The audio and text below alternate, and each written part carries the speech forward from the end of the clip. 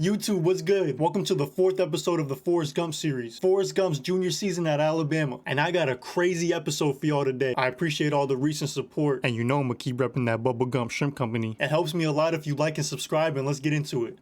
After leading Alabama in receiving last season, I was the clear #1 target going into my junior year, and we opened up our season against Wisconsin in the All-State kickoff game. With Bryce Young getting drafted in the offseason, Jalen Milroe was now our quarterback, and he was still getting the hang of things because he was struggling in the first quarter. And because of that interception, Wisconsin would go ahead and take the lead, but after driving the length of the field, on 4th and goal, Jalen Milroe would run it in to tie it back up. And even though me and Jalen Milroe were getting into a good rhythm in the first half, Wisconsin would still find their way to go up in the third quarter. Down 21-14, we would settle for this field goal. But Wisconsin, on the other hand, wasn't settling for field goals because on their 4th down, they would run it in for the 11-point lead. And I started to think, damn, this man Jalen Milroe really might suck because he threw the game away in the 4th quarter. And we started the season off 0-1, but we couldn't dwell on that for too long because we had to take on a very talented Texas A&M team. And I think Jalen Milroe heard that I said he sucked because I think he set me up to get blown up on that play, and I was just having trouble catching the ball in general after that. But on this critical 3rd and 3, I would go over the middle, hang on this time, and that would lead to this field goal that would tie it up before the break. We were clearly in an SEC defensive battle, so untimely turnovers like this one certainly didn't help our case. Thankfully, Texas A&M didn't take full advantage because our defense would hold them to a field goal, so it's still a 3-point game. I don't know how or why I kept getting blown up. Telling you, I think this man Jalen Milroe actually don't like me, and after we had to settle for a field goal in that possession, Texas A&M will go down the field and score the touchdown to go ahead. And with the game on the line, you can guess what happens next. This man Jalen Milroe threw the game away again. We might have been the first 0-2 Alabama team ever. We desperately needed a bounce back game against Colorado State, but I couldn't be mad at Jalen Milroe on this one because I would just drop the ball. After me and him connected on this play, I would make a couple of guys miss and get us into Colorado State territory. And Jalen Milroe actually made the greatest throw I've ever seen him make on this 3rd and 3, which set up the most bizarre diving touchdown catch I ever had. I told him, "Darren Sharp, a whole my beep." I don't know, me and Milroe was getting into a good little rhythm because after this catch that would put us close to the red zone, me and him would connect on this slant and go. For my 2nd touchdown of the first quarter, up 16-3, we were doing anything we wanted to Colorado State, and their 2-0 record was clearly a sham, and we probably weren't as bad as our 0-2 record. This touchdown pass to JoJo Earle would put the game completely out of reach, and we would get our first win of the season on the back of my first 100-yard game. Jalen Milroe got hurt on one of the first possessions of the game against Ole Miss, and to make matters worse, he would throw an interception on that play as well. He would end up with a sprained elbow and would be out for 2 weeks. He'd be replaced by true freshman Nick Sims. Sims was just a 3-star prospect coming out of high school, but Nick Saban saw something special in him, and you can see his arm talent on display with this touchdown throw to JoJo Earle. And me and Nick Sims would connect in the 2nd quarter on this long throw, where I would catch it, make the Ole Miss defender fall, and take it in for a 63-yard touchdown. Nick Sims was playing lights out and was making all the right decisions. He would find JoJo Earle again, this time for a 75-yard strike just before the half. Our defense would put this game away in the 4th quarter, and after the game, Nick Saban would give Nick Sims a hug, as me and JoJo Earle would end up with over 100 yards on the day, and we were finally back at 500. This game against Old Dominion started off with me and Nick Sims connecting for the whole shot to get us into scoring position, and running back Roydell Williams would take it in to give us a 7-0 lead. I was excited that we had a quarterback that wasn't trying to run the ball anytime he was under any duress. Nick Sims looked poised under center, and he was making incredibly accurate throws, including this pass over the middle that went just past the defender's fingertips,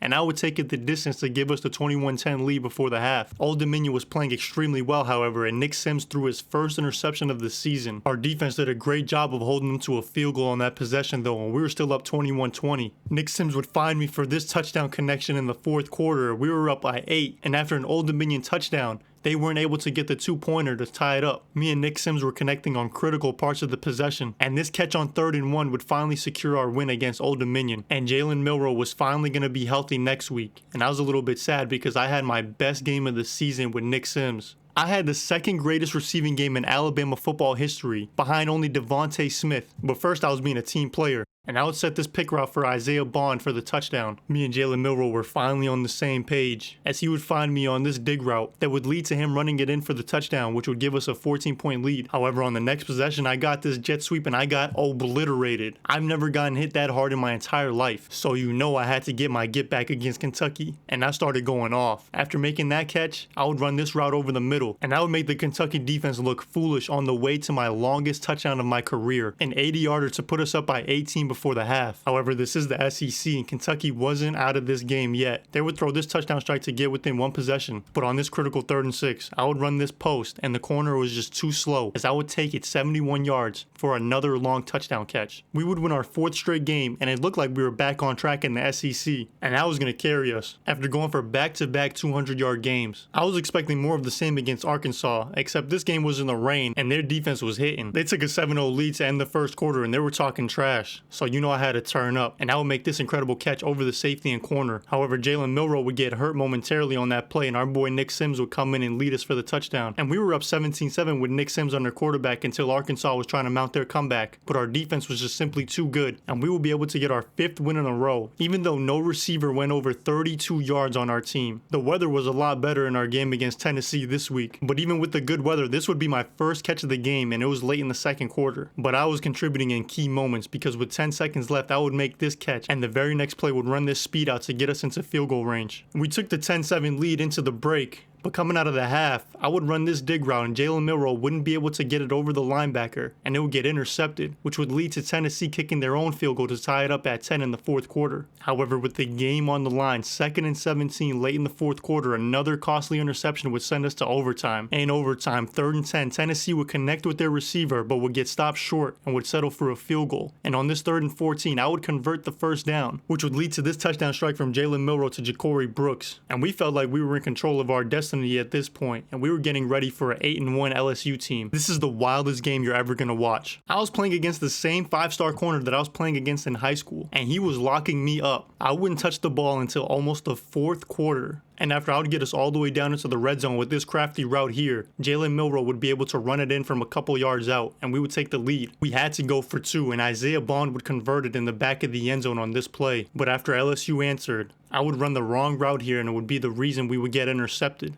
Our defense did a ridiculously good job at holding LSU to a field goal, but with only 8 seconds left at our own 30-yard line, I thought that this game was over. Milroe threw an absolute dime to JoJo Earl to send us to overtime. After LSU scored a touchdown on their first overtime possession, we would answer right back with a touchdown of our own on this bubble screen. We had the ball first in the second OT, and for some reason, Milroe wouldn't throw this tunnel screen. He would fumble it, and the LSU's fat defensive lineman would pick it up and take it the distance for the win. And I think Milroe knew that he sucked, so I didn't want to keep telling him that he sucked. But we needed to talk about how we could get the ball in my hands more. You won't believe the ending to this game. We were taking on Mississippi State at their place, and after an early touchdown, they would eventually go up 14-0. That's when Jalen Milroe started looking my way, and we started to get into a rhythm on offense. After converting this fade into a hitch, I would get us into the red zone, and a couple of plays later, Nick Sims would replace an injured Jalen Milroe, and he would find me over the middle, as I barely got the ball over the goal line. With a few minutes left to go in the game, Nick Sims was still in at quarterback, and he was doing a great job of picking up where he left off. Sims would score a last-minute touchdown that looked like it was going to send us to overtime, but apparently Mississippi State had other plans. They would hit this first down, and on the last play of the game, their quarterback would drop back and throw it as far as he could on this Hail Mary. And with our luck, of course they caught it for the game-winning touchdown. Nick Sims brought us back from down 14-0, but it wasn't enough. We had an out-of-conference game against Coastal Carolina this late into the season, and it was kind of disrespectful that this was the team that we had on our schedule. But I thought to myself, at least I could pad my stats in this game, and maybe try to help my case for All-American honors. But of course on this catch, I'd have my first fumble of my career, and Coastal Carolina would turn it into 7 points. We were just up 14-10, but just before the half, I went Megatron mode and would catch this deep pass over the defender's neck. And instead of settling for a long field goal, we would throw it deep, and that almost cost us a touchdown trying to get this block done, but thankfully we scored. This touchdown in the third quarter would help us pull away, but all I had my mind on was next week's game against Auburn in the Iron Bowl. We had to avenge our loss from last season. I started this game off against Auburn with the greatest play of my career. Maybe not the greatest, but it's definitely top 2. After hitting a nasty dead leg to avoid 3 Auburn defenders, I ran down the sideline and juked this man so hard he looked stupider than me. My route running was really getting to an elite level, and this post corner was proving it. We went into the fourth quarter up by 2 touchdowns, and even though this game wasn't a thriller like last season, I was happy to embarrass our in-state rival Auburn, and seeing that they would finish the season 4-8 made me feel like I made the best decision possible when I chose my college, even though we were only 8-4. I finished the game with over 150 yards, and I was still only somehow second team all SEC.